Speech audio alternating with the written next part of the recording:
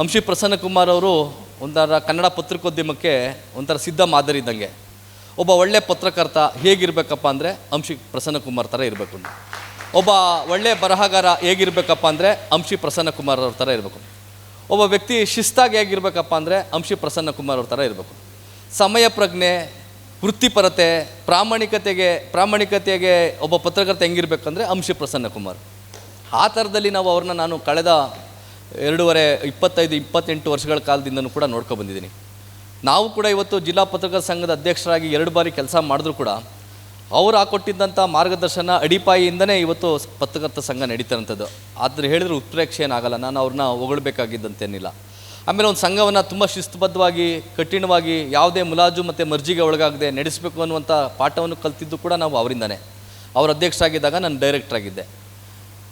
ಹಾಗಾಗಿ ಅವರಿದ್ದಾರೆ ಅಂತಂದಾಗ ನಾನು ಬರಲಿಕ್ಕೆ ಹಾಗೆಯೇ ನಮ್ಮ ಮಾದೇವಪ್ಪನವರು ಭಾಳ ವರ್ಷಗಳಿಂದ ಅವರು ಎಷ್ಟು ಸಮಸ್ಯೆಗಳು, ಅವರ ದಸರಾ ಬತ್ತು ಅಂದರೆ ಬೇಡಿಕೆಗಳು, ನಮ್ಮ ಸ್ಥಳೀಯ ಕಲಾವಿದರಿಗೆ ಅನ್ಯಾಯ ಆಗ್ತಾಯಿದೆ, ಎಲ್ಲ ಕಲಾವಿದರುಗಳ ಪರವಾಗಿ ಕೇವಲ ಅವರು ನಂದಿಧ್ವಜವನ್ನು ಇದು ಮಾಡಿದಂಥ ಕಲಾವಿದರ ನೋವು ನಲಿವು ಮತ್ತು ಅವ್ರಿಗೆ ಆಗ್ತಿದ್ದಂಥ ಅನ್ಯಾಯದ ವಿರುದ್ಧವಾಗಿ ಧ್ವನಿ ಎತ್ತಿದ್ದಂಥವ್ರು. ಹಾಗಾಗಿ ಅವರು ಕೂಡ ಹಿರಿಯರಿದ್ದೀರಿ. ಮತ್ತು ಮಹಿಮ್ ರಮೇಶ್ ಅವರು ತುಂಬ ಚೆನ್ನಾಗಿ ಹೇಳಿದ್ರು, ರಂಗಭೂಮಿ ಇವತ್ತು ಜೀವಂತವಾಗಿರುವಂಥ ಮಾಧ್ಯಮ. ಕಾರಂತರು ಒಂದು ಮಾತು ಹೇಳ್ತಾರೆ, ನಮ್ಮ ಆಧುನಿಕ ರಂಗಭೂಮಿಯ ಪಿತಾಮಹ BV ಕಾರಂತರು ಒಂದು ಮಾತನ್ನು ಹೇಳಿದ್ದಾರೆ.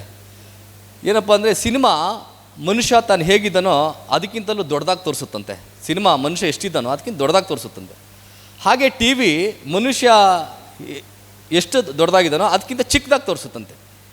ಸಿನಿಮಾ ಮನುಷ್ಯನ ಇರುವಿಕೆಗಿಂತ ದೊಡ್ಡದಾಗಿ ತೋರಿಸುತ್ತೆ, ಮತ್ತು TV ಮನುಷ್ಯನ ಇರುವಿಕೆಗಿಂತಲೂ ಚಿಕ್ಕದಾಗಿ ತೋರಿಸುತ್ತೆ. ಆದರೆ ಮನುಷ್ಯನನ್ನು ಮನುಷ್ಯರಾಗಿ ತೋರಿಸುವಂಥ ಒಂದು ಮಾಧ್ಯಮ ಯಾವುದಪ್ಪ, ಅದು ಒಂದು ರಂಗಭೂಮಿ ಅನ್ನೋ ಮಾತನ್ನು ಹೇಳಿದ್ದಾರೆ.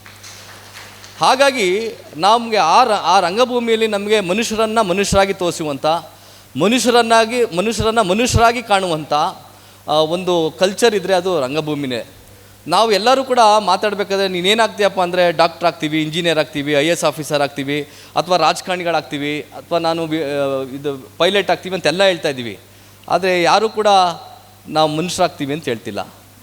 ತಂದೆ ತಾಯಿಗಳಿಗೂ ಅಷ್ಟೇ, ನಿಮ್ಮ ಮಗಳನ್ನ ಏನು ಮಾಡಬೇಕು ಅಂತಿದ್ದೀರಿ ಅಂದರೆ, ನನ್ನ ಮಗನ ಏನೋ ಅಂತಾರಾಷ್ಟ್ರೀಯ ಸಿನಿಮಾದವ್ರು ಮಾಡಬೇಕು, ಸಾಹಿತಿ ಮಾಡಬೇಕು, IAS ಆಫೀಸರ್ ಮಾಡಬೇಕು, ಡಾಕ್ಟರ್ ಮಾಡಬೇಕು, ಸಾಫ್ಟ್ವೇರ್ ಇಂಜಿನಿಯರ್ ಮಾಡಬೇಕು ಅಂತ ಹೇಳ್ತೀವಿ. ಅದೇ ತಂದೆ ತಾಯಿಗಳು ಕೂಡ ನನ್ನ ಮಕ್ಕಳನ್ನ ಮನುಷ್ಯರನ್ನಾಗಿ ಮಾಡ್ತೀವಿ ಅನ್ನೋ ಮಾತನ್ನ ಎಲ್ಲೂ ಕೂಡ ಕೇಳೋಕ್ಕಾಗ್ತಿಲ್ಲ.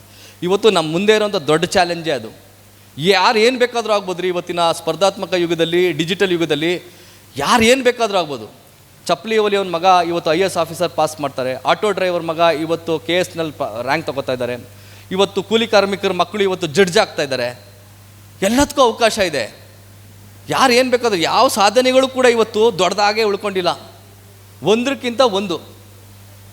ನಾನು ನನ್ನ